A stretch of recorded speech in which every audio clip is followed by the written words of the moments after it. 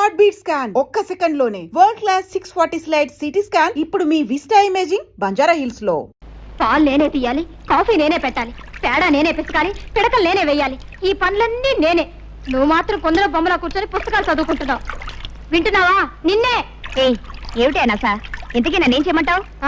ఆ పుస్తకం పక్కన పారేసి నూతులోంచి నీళ్లు తోడు. ఆ పని చేయడానికి అమ్ముంది. పోనీ పేడ పిసికి పిడకలే. చిచి, పేడ వెధ వాసన వస్తుంది, నా వల్ల కాదు. ఆహా, పేడ వాసన రాకపోతే మరే వాసన వస్తుందట? రేపటి నుంచి ఆవులకి గేదెలకి కుర్తులకు ఆ సెంటు కలిపి పెడతాను, అప్పుడు చేద్దు గాని సెంటు పిడకలు. మొహం ఎలా ఉందో చూడు, అరటి డొప్పలాగా. నోరుముయి, నీ మొహమే ఉంది కొండ ముచ్చులాగా. నీ మొహమే ఉంది పెంట కుప్పలాగా. కోతి, నోరు మూస్తావా? నువ్వు నోరు మూసుకో. ఏయ్, నువ్వు నోరుమోయి ముందు. నువ్వు నీ నోరు మూసుకో ముందు. అబ్బా, తెల్లారిందో లేదో మొదలు. ఏమొచ్చిందే మీకు? నాకేమీ రాలేదు. ఉందిగా నీ ముద్దుల పెద్ద కూతురు. ఈవిడ గారేమో మహారాణిలా కూర్చుంటుందట, పనులన్నీ నేను చేయాలట.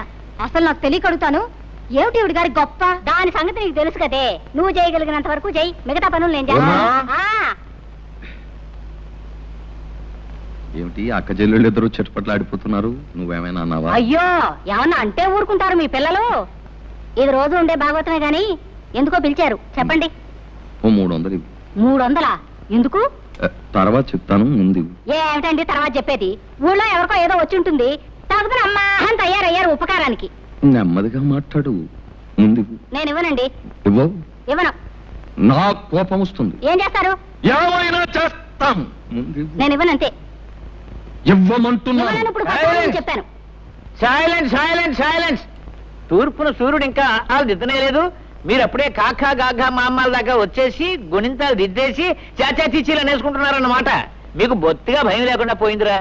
అయినా వీధిలో అంత మందిని కూర్చోబెట్టి ఆడవాడితో తగురేట్రా నీకు? పద పద పద పద పద పద. అది కాదురా పంతులు, ఇప్పుడు ఆ సుబ్బన్నగాడు లేడు. ఎందుకు లేడు? ఉన్నాడు. వాడు పారిపోకుండా 2 మనుషులు పట్టు కూర్చున్నారు వాడిని. అది కాదురా, వాళ్ళ అమ్మకి జబ్బు చేసింది. మందు ఇప్పించకుండా ఎక్కడా ముసిల్దాన్ని చంపేస్తాడో నాకు భయం వేసి వాడిని నానా చేవాట్లు పెట్టి, ఒరే వెధవా ఇంటికి రారా 300 ఇస్తాను అని చెప్పి. ఇస్తానంటారు? ఉపకారానికి ఊరిని ఉద్ధరించడానికి మనకున్న 25 ఎకరాల పొలాన్ని 5 ఎకరాలు చేశారు. 2 ఆడపిల్లలు పెళ్లికి ఎదిగిన ఎత్తి మీద కూర్చున్నారు. ఆ రాంబాబు దయదలిచి వ్యవసాయం చేస్తున్నాడు. కనీసం ఎరువుల కన్నా డబ్బు లేకపోతే ఏం బాగుంటుంది? ఆ డబ్బు తీసుకెళ్లి ఎవరికో ఇస్తానంటారు. మీరేనే చెప్పండి మాస్టారు, ఇలా అయితే ఈ సంసారం ఏం బాగుపడుతుంది? అర్థమవుతుందమ్మా, అర్థమవుతుంది వీడి వెధవ బుద్ధి. ఒరేయ్, కాస్త జాగ్రత్తగా వినరా. సంసారానికి మగాడు కూడికి లాంటి వాడురా. ఊరికే తెచ్చి పడేస్తూ ఉండాలి. భార్య గుణకారం లాంటిది, భర్త తెచ్చిన దాన్ని రెట్టింపు చేస్తూ ఉండాలి. పిల్లలు ఎలాగూ మైనస్లే కదా, అంటే తీసివేతలన్నమాట. ఒరేయ్, నీకున్నది 2 ఆడపిల్లలు, వాళ్ళకి పెళ్లిళ్ళు పేరెంటాలు చేయవా? ప్లస్ గా ఉండవలసిన నీవే ఇలా మైనస్ గా తయారైతే ఎలారా? కాస్త బుద్ధి తెచ్చుకోరా. ఇదిగో, వీడు ఉత్త తెలుగు మాస్టారు, వీళ్ళ లెక్క నువ్వేం పట్టించుకోకు. ఈవేళ నా పరువు కాపాడు. పరువు అన్నాక చేస్తానా? తెస్తాను, ఉండండి. జానకి, బావకు టిఫిన్ పట్టుకెళ్ళమ్మా. పట్టుకో. అదే మరదల పిల్ల సరిగ్గా సమయానికి వచ్చావే. ఇవాళ ఏరువా కదా, నువ్వు పూజ చేసి కొబ్బరికాయ కొట్టు నాగలికి ఎదురుగా వచ్చావంటే ఈ ఏడాదంతా బంగారం పండిస్తానే. మరీ అంత బంగారం పండితే తిండి గింజల కోసం జనం ఇబ్బంది పడిపోతారు గాని, ఇదిగో ఈ టిఫిన్ నీకిమ్మని అమ్మిచ్చింది. ఇది తినేసి నీ కొబ్బరికాయ నువ్వే కొట్టుకో. అదే కుదరదే, ముందు దీని సంగతి తెలుసుకోడా. అవతల నాకు చాలా పనుంది, నేను వెళ్ళాలి. నీకు అసలు బుద్ధిందా? చెట్టుందా బావ గారిని, కాబోయే మొగుడు గారిని నోరు తెరిచి కొబ్బరికాయ కొట్టమని అడిగితే నాకు అవతల పని ఉందని వెళ్ళిపోతావా? తిరిగిగా ఉందా? జాగ్రత్తగా మాట్లాడు. కాబోయే మొగుడట ఎవరు చెప్పారు నాయనా? ఒకళ్ళు చెప్పేదటే ఏంటది? దీని ఇష్టం వచ్చిన మాట్లాడితే నువ్వు నా మేనమా కూతురివి, కాబోయే అత్త కూతురివి. ఇదిగో, నీకు కూడా తెలియకుండా పెళ్లి చేసుకునే అధికారం నాకుందా? మరీ మోటు మనిషివి నువ్వు. సరసానికి నీట్గా ఉంటే కుదరదే, మోటుగానే ఉండాలి, అప్పుడు కానీ అందం. ఆగలే, దేవుడి చెరువులో తీసుకురా, ఆ తర్వాత నేను వస్తా. పదం చేసుకుని పలహారం చేసుకోండి, పోండి. ఎక్కడికి నువ్వు? మళ్ళీ ఏమొచ్చింది? ఇక ప్రేమగా టిఫిన్ తెచ్చిందనివి తినిపించే బాధ్యత లేదు. తినిపించా చాలే సబ్బడం, కోరికలు కోట్లు దాడుతున్నాయి. నాకు పనుంది, నేను వస్తాను. వస్తుంది. ఇదేం మరదల పిల్లండి, ఇదేదో కంచు వ్యవహారం లాగా ఉందే. ఎవరినైనా అర్థం చేసుకోవచ్చు కానీ దీన్ని మాత్రం అర్థం చేసుకోవడం కష్టం. అరే, టిఫిన్ తీసుకొచ్చి పెట్టవేంటి? పెడితే బలేదు మొత్తం. అయ్యో, అసలు బుద్ధి లేదు బావా.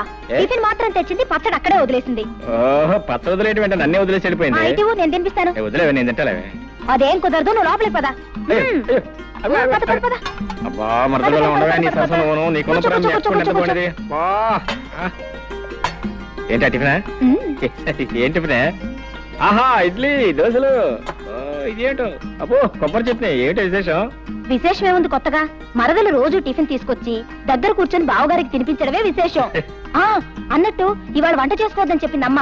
భోజనం మా ఇంటి దగ్గరే. ఓహో, పొద్దున టిఫిన్ కాకుండా మధ్యాహ్నం భోజనం కూడానా? అయితే మాంసం ముక్క కక్క దచ్చేస్తా. ఉండు, ఏంటది? చట్నీలో ఉప్పు సరిగ్గా సరిపోయింది. ఆహా, రుచి చూసావా? దోశ కొబ్బరి చట్నీ. ఉండు, అయ్యో, మళ్ళీ ఏమొచ్చిందే? దోశ కూడా చాలా బాగుంది. అవును, ఇంతకు నన్ను తినేస్తావా లేదా? అయినా నీకు ఇంట్లో అత్తయ్య తిండి పెట్టలేదేమే? కోపడకు బావా. మరి ఏంటి మరి? ఇగో నీకు కావాలంటే మొత్తం తినవు, నాకేం అక్కర్లేదు, నేనేం అనుకోను. అది కాదు బావా, ఏదో బావగారివి కదా, నా చేత్తోనే తినిపిస్తే బాగుంటుంది కదా అని తిను బావా. ఆహా, చిన్నప్పటి నుంచి నువ్వే తినిపించా పాపం, లేకపోతే మా తింటే తెలీదు. ఇదిగా మర్యాద ఇక్కడి నుంచి వెళ్తా లేదా? సరే, బావవి నా చేత్తోనే తినిపిద్దామని ఆశపడ్డాను. పోనీ ఓ పంచి, నువ్వు తినిపించు, నేను తింటాను. అట్టగా టిఫిన్ తేవడేమో నా కోసం తీసుకొచ్చింది, తందింటేమో సరిపోయాక నాకేం మిగులుతుంది? ఓ సోస పెట్ట.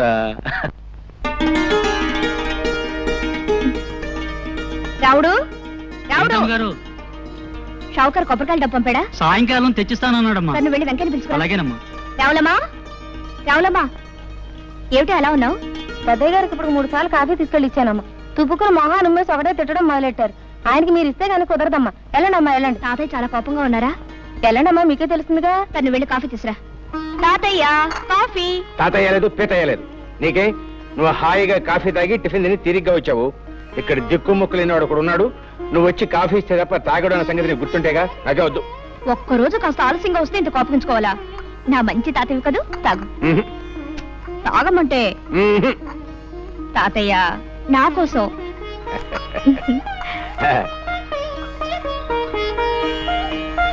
అబ్బా, అద్భుతంగా ఉందమ్మా. ఆ పని మనిషి ఇందాకిస్తే అవతల పారేశాను, అసహ్యంగా ఉందని.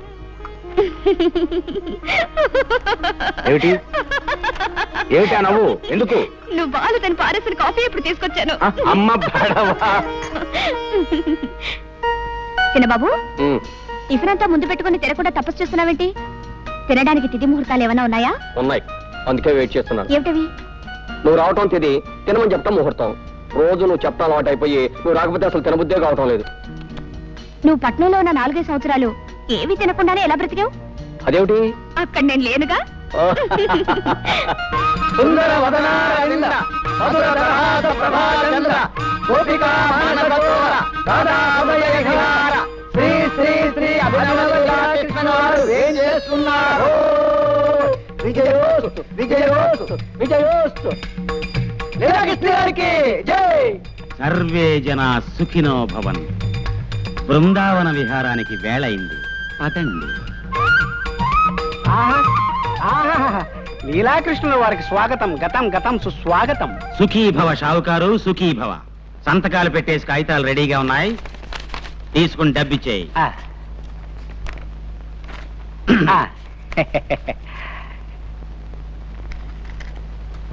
ఇదిగో బాబు, మాకు ఇవ్వాల్సిన బాకీ పోను, మిగతా మీ సొమ్ము తీసుకోండి. బాబు, సంవత్సరానికి ఇలా 4-5 ఎకరాలు అమ్మేస్తుంటే ఎలా బాబు? పిచ్చివాడా, అమాయకుడా, నీకిప్పటికి చాలా సార్లు చెప్పాను, మళ్ళీ చెప్తున్నాను విను. కృష్ణుణ్ణి నమ్ముకుని బతుకుతున్న వంశం మాది. మా తాతగారి పేరు గోపాలకృష్ణుడు. ఆవుల వ్యాపారం చేసి చాలా గడించాడు. ఫ్లూటు కచేరీలు చేసి ఆయన సంపాదించాడు. పోతే నా పేరు లీలాకృష్ణుడు. ఏమీ చెయ్యను. బృందావనం లాంటి పల్లెల్లో లీలలు మాత్రం చేస్తుంటాను. నీకు తెలుసుగా నా లీలలు? తెలియకపోవడం ఏంటండి, నెలకి 3 తగులు 6 జరిమానాలుగా వెలిగిపోతున్న మీ కీర్తి చుట్టుపక్కల 7 గ్రామాల దాకా పెరిగిపోయిందండి. నీకు అసలు బుద్ధి లేదయ్యా. లీలల గురించి మాట్లాడుతుంటే తగులు జరిమానాల గురించి చెప్తావేంటి? అర్థం లేకున్నాను. నీకో గీతారాశి చెప్తాను విను. మనిషి బతికేది అన్నాళ్ళు 100 ఏళ్లేగా. నువ్వు చెప్పేది 100 ఏళ్ల క్రితం మాట. ఇప్పుడు అన్ని హైబ్రిడే. బియ్యం హైబ్రిడ్, వంకాయల హైబ్రిడ్, ములక్కాయల హైబ్రిడ్. మొన్న మధ్యన పేపర్లో చదివాను, మనుషులు కూడా హైబ్రిడ్ వస్తున్నారంట. ఇవన్నీ సైజులు ఎక్కువ, సారం తక్కువ. అంచేత ఏ మనిషి 60 ఏళ్ల కన్నా బతకట్లేదు. నాకిప్పుడు 30 ఏళ్ళు. మహా బతికితే ఇంకా 30 ఏళ్ళు బతుకుతాను. ఉన్నది 60 ఎకరాలు. నాకా పెళ్లి పెటాకులు లేవు. అంచేత మా తాత ఇచ్చిన పొలం, మా నాన్న ఇచ్చిన బంగారం ఏడాదికి ఇంత నమ్మేసి జల్సాగా బతుకుతున్నాను. ఆహా, ఏమైనా మీ తెలివి గలబడండోయ్. అబ్బా, పెట్టేసావా దిష్టి? రే దిష్టి దిష్టి తీయండ్రా దిష్టి. వస్తుంది ఇరుగు దిష్టి, పొరుగు దిష్టి, ఈ ఊరు దిష్టి, ఆ ఊరు దిష్టి, వడ్డీ వ్యాపార దిష్టి, సారా కొట్టు దిష్టి, షావుకారు దిష్టి.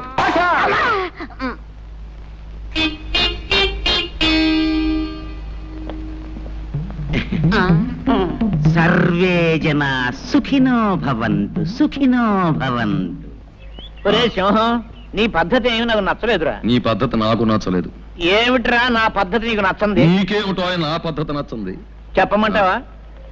ఊళ్ళో ప్రతివాడి అవసరానికి అడ్డం పడిపోయి ఉపకారం అనే పేరుతో ఉన్నదంతా తగలబెట్టేస్తున్నావు. రే పిచ్చి పంతులు, నన్ను మాట చెప్పమంటావా? మనిషి అన్నవాడు ఎవ్వరికీ ఉపయోగపడని బ్రహ్మచముడు తుప్పలా బతకూడదరా. 10 మందికి ఉపయోగపడే కరివేపాకు చెట్టులా బతకాలి. అది చూడు, కోసే కొద్దీ చిగురిస్తుంటుంది. మనం అంతే. అలాగే తాలింపులో వేసుకుంటారు, తినేటప్పుడు తీసి అవతల పడేస్తారు ఆ కరివేపాకుని. నీకు బుద్ధి ఉందిరా వేధవా? నువ్వే వెధవ. నువ్వే వెధవి. నువ్వే వెధవ. నువ్వే వెధవన్నారు వెధవి. నువ్వే వెధవన్నారు వెధవి. నేనే వెధవనా? నేను వెధవనా? నువ్వు కాదు. నువ్వు కాదు. ఏంటి మామూలు ఇద్దరు పోరాడుకుంటున్నారు? ఏం లేదండు, ఏది చెప్పినా బెత్తం బుచ్చుకు మరీ బుద్ధి చెబుతాను. నేనేం చంటుకురానా? పంతులు గారు కదా. అలా చెప్తే కానీ వీడికి బుద్ధి లేదు. సర్లే, ఎరువులకు పట్నం వెళ్తాన్నావు, వెళ్ళేటప్పుడు మీ అత్తయ్యని అడిగి డబ్బు తీసుకెళ్ళి. వెళ్ళక్కడ ఉంది డబ్బు. వెంకటకి ఎప్పుడో ఇచ్చేసాడు అన్ని వెదవకౌర్లు. నోర్మి. అది కాదండు. నాకు తెలిసిన మావయ్య నువ్వు ఇలాంటిది ఏదో చేస్తావనే డబ్బు నేను సిద్ధంగానే పెట్టుకున్నాను. వస్తా పొలంలో పర్వాలేదు. సాయంకాలం రచ్చబండ దగ్గర తగు ఉంది. ఏది ఆ లీలాకృష్ణ గారు తగ్గానా? తొందరగా వస్తా పంతులు గారు. ఆగండి ఆగండి, పంచాయతీ పెద్దలారా ప్రజలారా శాంతించండి. అసలు జరిగింది చెప్పేస్తాను. ఆ అమ్మాయి నడిచి పెడుతోంది, నా చేతికి వాచి లేదు. టైం చూద్దామని పవిత్రంగా ఆ అమ్మాయి చేయబట్టుకున్నాను. అంతే, నేనేదో మానభంగం చేయబోతున్నానని భయపడిపోయి పీక తెగిన మేకలాగా అరవటం మొదలెట్టింది. నేను భయపడి నోరు నొక్కేశాను. ఇంతలో ఈ రాంబాబు వచ్చి నన్ను ఎడాపెడా వాయించేశాడు. అసలు నన్ను అపార్థం చేసుకుని అన్యాయంగా వాయించేసిన ఈ రాంబాబుకి వేయండి జరిమానా. యథాబద్ధాలాడు. నువ్వు ఆ అమ్మాయిని అల్లరి పెట్టావు కాబట్టి నేను చేయి చేసుకోవాల్సి వచ్చింది. మర్యాదగా నిజం ఒప్పుకో. ఏంటలా మీదకి వస్తున్నావు? మళ్ళీ వాయించేస్తావా? నీ మొహాన్ని నేను మళ్ళీ వాయించాలా? మర్యాదగా చేసిన తప్పు ఒప్పుకుని క్షమాపణ పెడుకున్నావా సరే, లేకపోతే నేను కాదు వీళ్ళంతా కలిసి తంతారు. మావయ్య, జరిగినట్టు చెప్పాను. తర్వాత తీర్పు మీ పెద్దల ఇష్టం. వస్తా.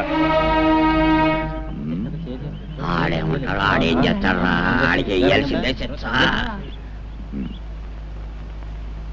సుబ్బమ్మ పట్ల ఈ లీలాకృష్ణ అసహ్యంగా అసభ్యంగా ప్రవర్తించినందుకు 500 రూపాయలు జుర్మానా విధించడమైనది. ఇది పంచాయతీ తీసుకున్న నిర్ణయం. ఏమంటావు రత్తయ్య బావా? ఇంకో 100 అయితే బాగుంటుందేమో. అయ్యా, నీ మాట ఎందుకు కాదనాలే? అలాగే ఇక మొత్తం 600.